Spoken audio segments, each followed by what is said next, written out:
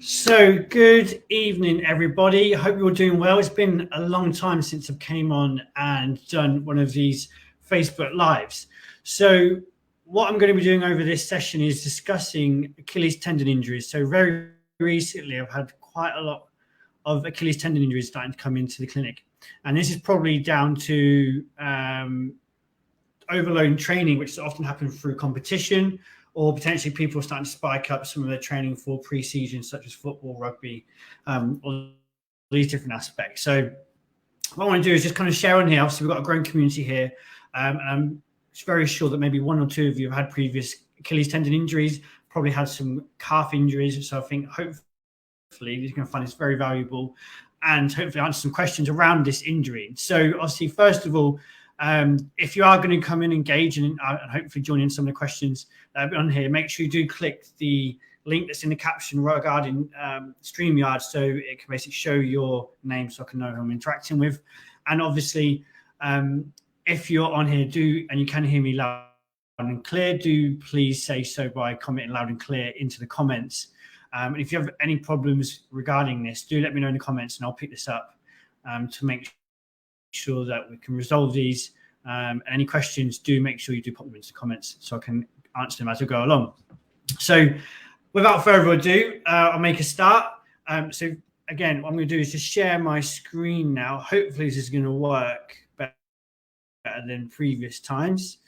So those of you who do not know who I am, obviously I'm Rory. I'm the owner of Made to Move, which is a sports injury rehabilitation based in Sheffield. And over my years, I've taken part of challenges such as the Yorkshire Free Peaks, National Free Peaks.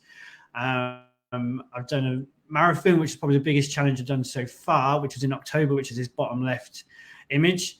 And then in between that, we've done runs and stuff like that. And at the minute, I'm currently enjoying the aspect of my heavy strength training and so on and so forth. Outside of that, I love spending time with friends and family. So we do challenges, meeting up regularly. Used to DJ back in when I was university, but not so much nowadays due to work and stuff like that. But that's a quick kind of scope on who I am, and hopefully you can learn a bit more. So second thing is first is looking at what we're going to be covering over this evening. So the first part we're going to be looking at is the anatomy of the Achilles tendon and the lower limbs, so you can understand why these injuries arise, the causes and risk factors that often contribute towards these Achilles tendon injuries, signs and symptoms that might be on this, so you can start to maybe think of it if you have got some pain around the area, is this what can happen, or at least correlate to what you're experiencing, the rehabilitation strategies, which we're going to map out for you, risk reduction measures, so you can obviously reduce this from happening in the future, and if there's any questions, we'll go through and answer that and then discuss how we can help you if you are currently experiencing this injury. So let's talk about the anatomy then. So first of all, what we're looking at in terms of the lower limb is the musculature and obviously then the tendon. So the lower limb is on the posterior part, so the calf muscle, as you most commonly know, is actually two muscles that are very key towards the Achilles tendon.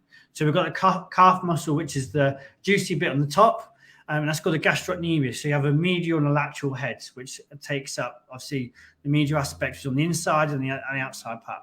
Now, if you have a calf injury, what tends to happen is you tend to get a tear around where the muscle meets the Achilles tendon. So it tends to be here. But obviously, if you're experiencing cramping, it tends to be in the muscle head themselves. So that's the first part. Now, in the lower part, which you'll often see that's pointed down here, but actually comes up right on the inside behind the shin bone, it's called the soleus.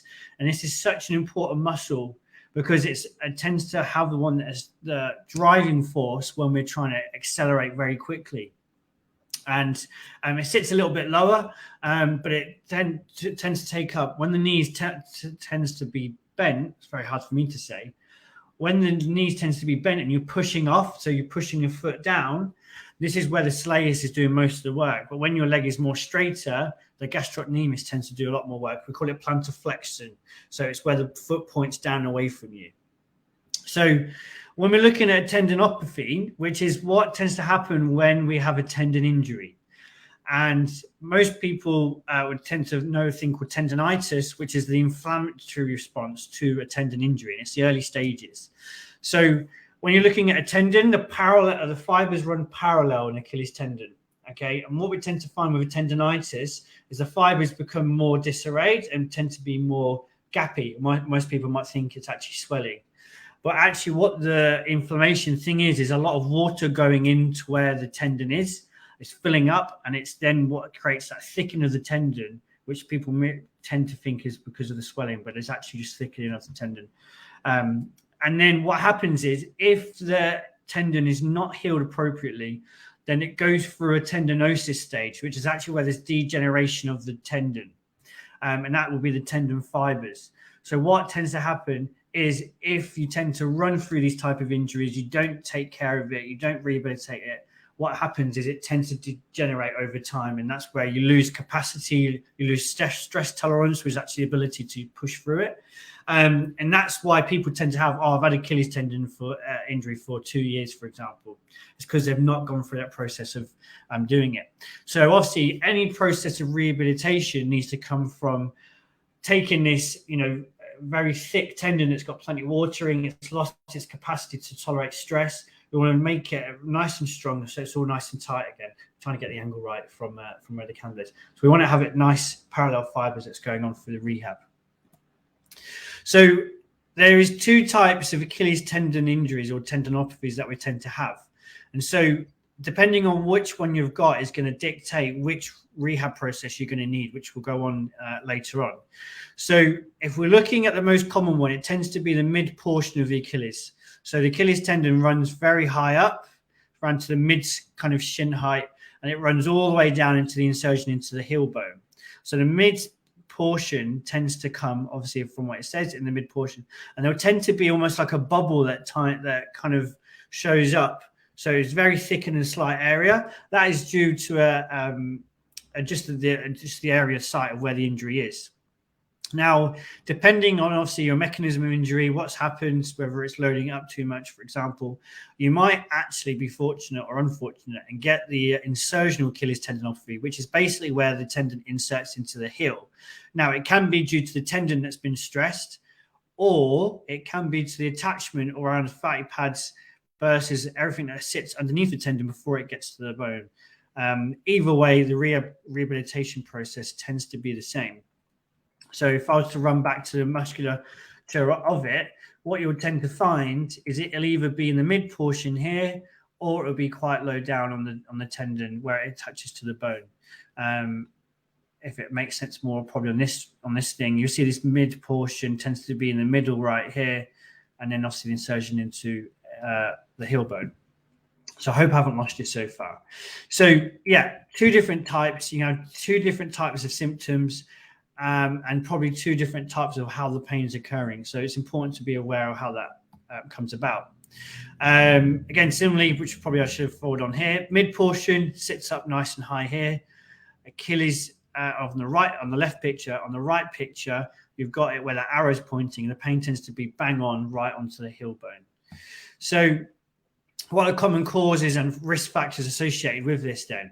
Well, what we want to probably look at is the type of running that you're doing and how you're landing. So what the Achilles tendon injuries tend to happen in a lot of running sports, whether that's just pure running or it might be change of direction. So it might be football, basketball, netball, all these different things.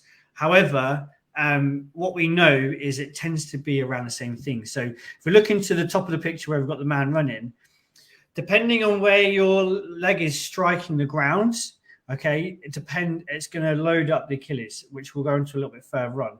But what tends to happen is the tendon, as you hit the ground, the Achilles or the foot hits it, and then all the force goes straight to the Achilles.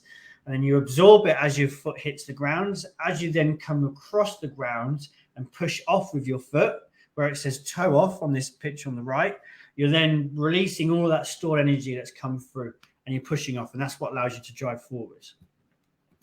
So if we look in terms of mechanics of running and sprinting, you're going to find out there's going to be completely different loading structures that's going on. So in sprinting, it's going to be very hard, very fast. And what you'll find is the forward lean of the athlete will be really forward. And it tends to coincide with the direction or the angle of which the shin bone is sitting at. So as this foot's coming forward, you can see it's bent. As it's going to hit the ground, that ankle is not going to really move in too much of the angle it's associated at.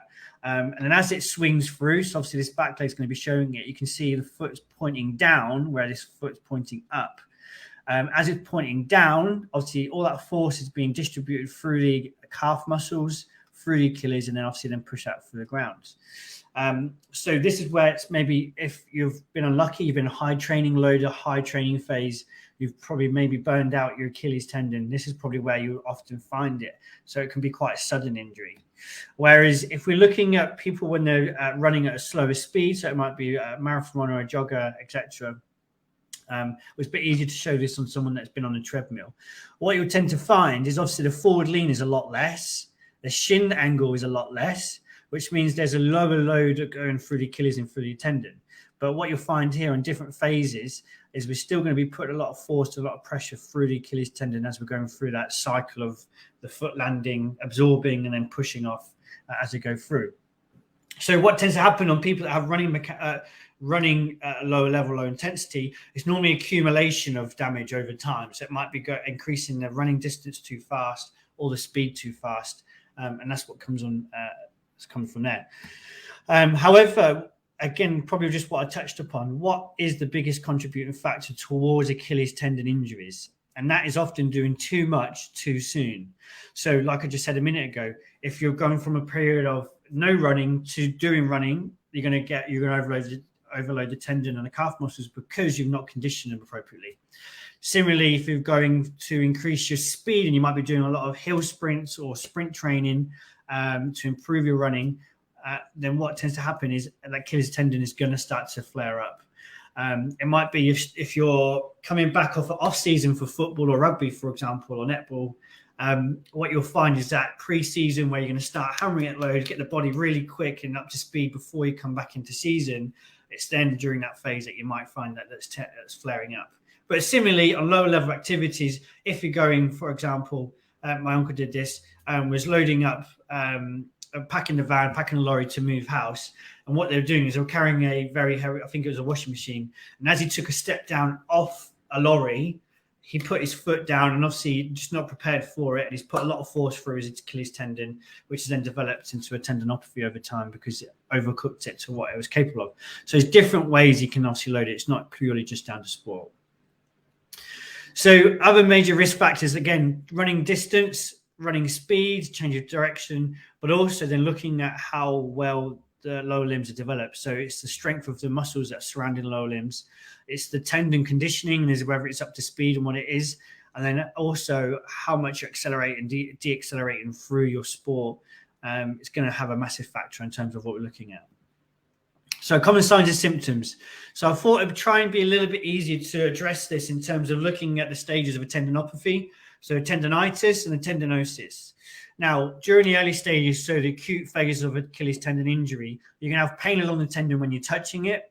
You might find is as you're taking that first few steps in the morning, getting out of bed, you're going to get stiffness and pain during the first few steps. And that's because during the night, your foot's in a plantar flex position, the tendon's very short. As you get up and then you start to make that step into the morning, you're stretching out these short fibers, which is then obviously going to provoke some discomfort.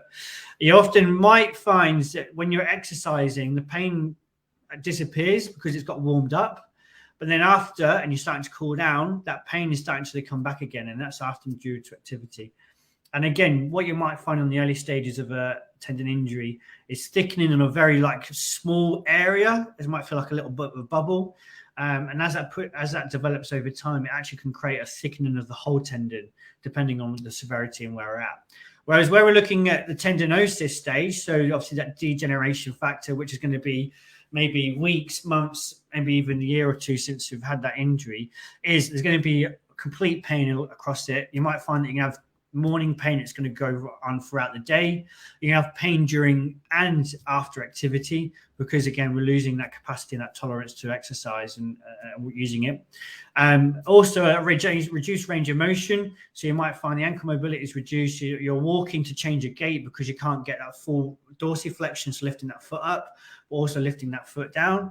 And any pushing off motion, so whether it's walking or not, then you're going to find that it's going to be flaring up a lot. So maybe these factors are going to help you kind of be aware of the different states and phases of which they're at. So obviously, I realize I'm talking quite a lot. So everyone that's watching this right now, if you've got any comments or questions or anything you're concerned about, please do drop them into the comments. If you have anything right now, just so I'm aware, and hopefully I can answer those for you. So the next stage we're going to be looking at then is the rehabilitation strategies to help you overcome this.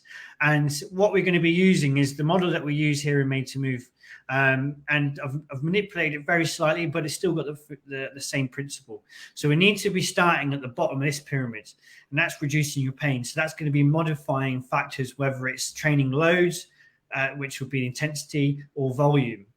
Once we've managed that, we'll try and reduce it without taking you out of physical activity or sport as much as possible, depending on what it is. But it needs to be reflected. You need to be reflecting on it within yourself. So it might be changing exercises. It might be wearing different types of insoles or heel raises, which is something that we use. It might be reducing the distance or the speed that you're running at, just so your body can recover. And if you've caught it in the right time, you'll basically hopefully reduce that. Then the next part is then we want to be building the stress tolerance. So this might be doing low level activity and building that up. So for example, if someone's in quite a severe or acute stage, I'll get them doing an isometric calf raise, which is basically holding your foot. You've got your balls of your foot on a step, and you're just holding it in that one position. You're not going up or down. You're just holding that position. And we might build it up to a minute or a minute and a half. Once we've done that, we can then start integrating it into more movements that are going up and down. And after that is in the strength focus. So what functional types of strength training can we include that's going to develop it? So it might start off with walking and then gradually increase that running. We might use prowlers or pushing movements where we're going to start to involve the calf and Achilles a lot more. And that's pretty much what we've got from here. So reducing the loads, building up holds, and then moving on to more functional stuff as we've built up that tolerance. So how can you fix your Achilles tendon? So pretty much, if you used to look at it, we want to maybe look into a 12-week format.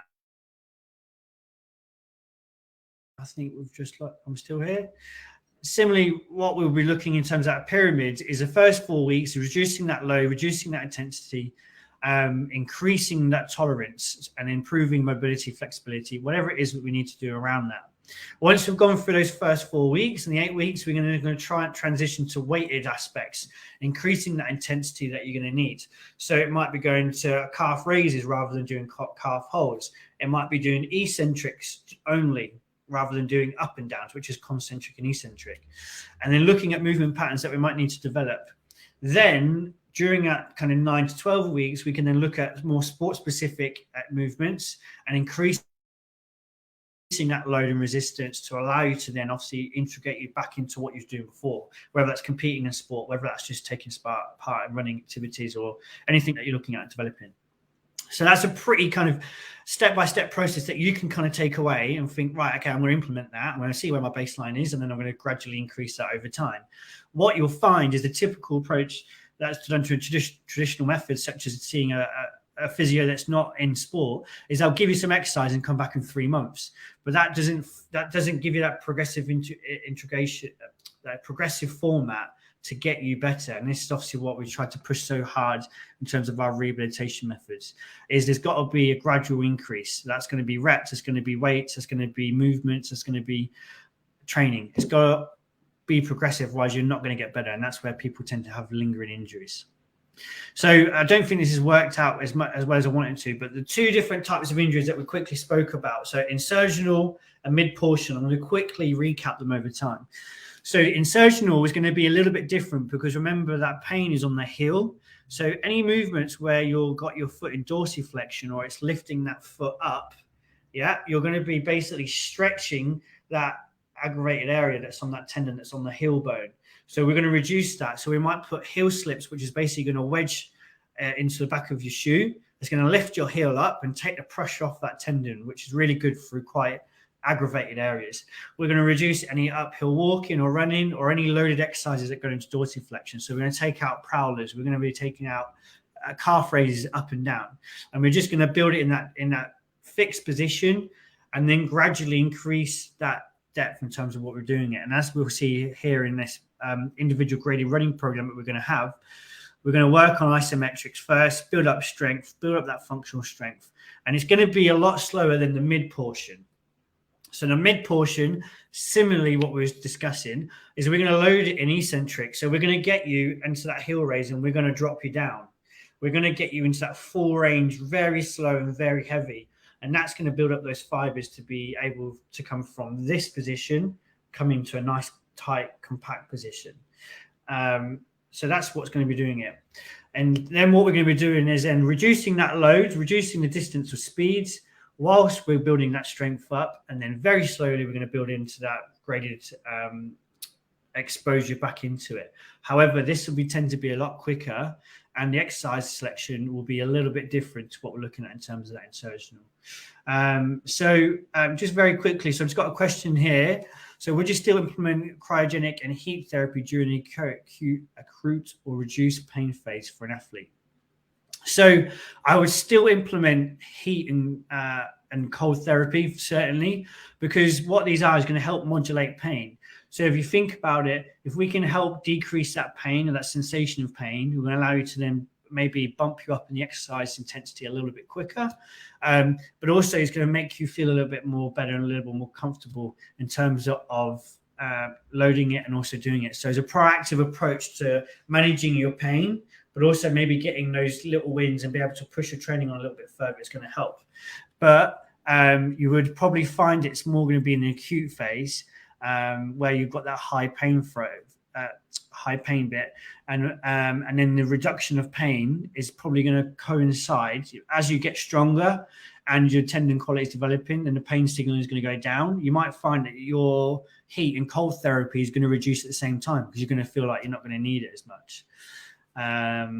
So yeah, great question. I can't see who that is just because, let me see if I can pull it up in here. Ray, nice one. Thanks, Ray. I hope that answers your questions, but if you've got any more, do place it into the comment section for us, mate, and I'll have a look into it. Cool. So moving on to then. So what I want you to think about when we're looking at Achilles tendon injuries, we want to be you might find that if we've lost tolerance and stress capability of the Achilles tendon, which is normally like a spring, it absorbs all that pressure and then springs out as we're going to be taking those steps, even walking or running or something similar. What I might like to keep the analogy of is a slinky, which is very pliable. It plays around and it can't stress a lot. It'll go all the way out and then it'll be bouncing, coming back in. It doesn't have quite the strength, the capacity like a highly condensed spring has. So the process of rehabilitation, what we're going to be looking at, if you want to think about it, is take the tendon from a slinky stage to a high spring stage. And that's through the process of strength loading and then just progressively building it up. And often what happens if you jump the gun too much, you might go, oh, that tendon feels better today, I'm going to go out and do a run. And then you've caused, it's because it's not fully re-healed and it's not developed the tendon tolerance that we need. So we need to re-bring it back and then build it back up. Thanks, Ray. Rainform is still watching and learning. Awesome. I'm glad you're finding it useful, mate. So yeah, that's the one we need to think about. So we're nearly coming to the end now. So I'm just going to put in a little few things, which is other ways you can reduce future Achilles tendon injuries. So this is in prioritizing your strength and your conditioning. It's so important. And the amount of runners that I see, whether it's at a lower level or a high level, there tends to be hardly any calf loading exercises. And it just baffles me because they're so important. And they've got such an important job to do in terms of absorbing force, but also then propelling you to go forward. So you often find if you've built up your strength and your conditioning aspects, which is going to be done in the gym, or it can be done at home within reason through plyometric training, what you're going to be able to do, one, it's going to improve your stress tolerance. You're going to be able to push harder, which means you're probably going to run faster. So if you're going for a challenge for the ball, or you're going to be looking at developing your speed and running, it's a no-brainer. It's going to just build up the robustness of the lower limbs. But also, on the second hand, it's going to build up the upper limbs as well, because your knees are going to be taking a lot less stress. Your hips are going to take a lot less stress. Your lower back, everything around this process is important. Prioritizing recovery days and recovery weeks. So if you haven't got a program in place in terms of your strength conditioning, but also your running, then a real quick and easy method is having 3 weeks on and 1 week off. So if we're looking at this, it might have a progressive increase in training load, distance or speed, for 3 weeks each time. And on that 4th week, which could be the last week of the month, just for ease, you're going to drop it. So you might drop your total distance by 50%. You might, rather than going try and get a PB on a park run every week, is not go for a PB that week. And just having that as a real simple method is going to help you out wonders. And on that week off, by the end of that week off, you're going to feel amazing. You're like, Rory, you're the best PT coach, therapist out there. Because your body feels great. It's thanked you for that. And also within that, within your recovery days in the week, try and have one day on, one day off. Or you might have a higher intense day, such as maybe a sprint training session. And then you might have a day where you're only going to have upper body in the gym. You're giving your lower body a chance to relax. So what I will do is I'll have Monday, Tuesday training in the gym. Wednesday, I will train legs. Wednesday, I'll train. I'll probably just do a run or a cycle. And then Thursday, Friday, I'll be back in the gym. Strength training, and then at the weekend I'll either do a walk or a run. That's how my body works really well, and I've programmed it. It works within my work. It's a great way to do it. Similarly, then looking at varied training loads and intensity. So, like I said, 3 weeks on, 1 week off with your running. You can also do that in the gym. So you might progress with repetitions in the gym. Two a week is a good example. It gives you a good target to focus on. On the 4th week, you might just do 3 sets of 6 reps or 2 sets of 8 reps. And that probably coincide with your training phases. So what I tend to do at the start of the year, I have a high rep training threshold or a high rep training phase. And then what will happen is as I go throughout the year, such as I'm doing now, I drop the reps, increase the weight, and I'm going through a high training phase, a high strength training phase, which I love way better than doing high reps. Unless like last year where I changed it because I did my marathon in October, what I had was I had my high reps throughout the week and I brought my reps down throughout the year. And then as I got towards the towards competition phase, which was the marathon, I basically dropped pretty much most of it, and I was just doing plyometrics because one, I want to reduce the chance of injury, but I don't want to be fatiguing the body because the running volume was so high. Then obviously after that is then priority and recovery methods. So this might be getting regular massages once a month to reduce the risk of injuries, making sure your calves and your lower body is fresh, flexible, pliable, it's feeling great. You can push on your training. It's then looking at regular stretching. It doesn't have to be every day, it could be once a week, but just doing that is such an important aspect to ensure that Achilles tendon and the calf can deal with being in the lengthy stage, but also the short stage as well, and just being varied. It might be looking at heat. It might be looking at cold. So, for example, I'm doing cold water immersion in the barrel I've got at the gym, which means my recovery is so good. My DOMs are less. I'm feeling better. I'm feeling more alert. I might be doing saunas, which is, again, some people feel great from doing that. Whatever it is in terms of aspects you do to help modulate pain and allow you to recover a bit better, just go for it. Just include it to your training. And if you've got any questions, drop them in the comments as well. And I'll be more than happy to help. So how can we help you? If you're currently dealing with Achilles tendon injury and you're not quite sure in terms of how to do it, I've got a couple of spaces that are available that I can offer out online. And this can involve first a consultation, which we'll do on via Zoom, for example. And then what happens is we'll go through a process of looking at what your goals are, looking at where you're at in terms of your injury, and then implementing a program that goes through that. We've also got, which I'm just finishing doing now, is rehabilitation programs that you can just buy without having a consultation. It's going to be a lot cheaper, and it could be self-guided with a step-by-step process around the injury. So if you are interested in having an aspect around one of those, drop me a message directly after this live. We'll drop a comment just now. And then what you'll find is that we can have a chat, we can look at your goals, and then we can go from there.